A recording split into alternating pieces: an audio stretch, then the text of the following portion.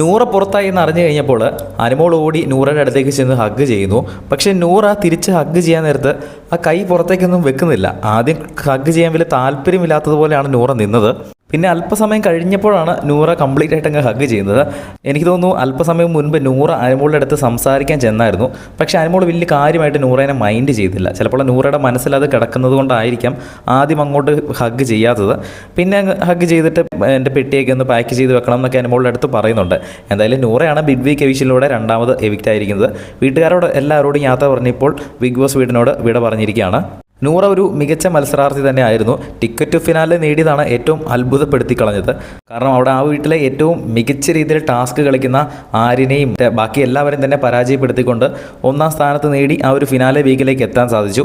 ആദിലയും നൂറയും ഒരുമിച്ച് ഈ ഒരു ഫിനാലെ വീക്കിൽ ഉള്ളത് കൊണ്ടാണ് ഇവരിൽ രണ്ടു പേർക്കും പുറത്തു പോകേണ്ടി വന്നത്.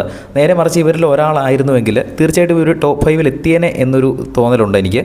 കാരണം ഇവർക്ക് വോട്ട് സ്പ്ലിറ്റായി രണ്ടു പേർക്കുമായിട്ട് പോയല്ലോ. അപ്പോൾ അതെന്തായാലും ഒരു ഗെയിമിൻ്റെ ഭാഗം തന്നെയാണ്. എന്തായാലും നൂറ എവിക്റ്റ് ആയിരിക്കുകയാണ്. കൂടുതൽ അപ്ഡേറ്റുകളുമായി വീണ്ടും വരാം.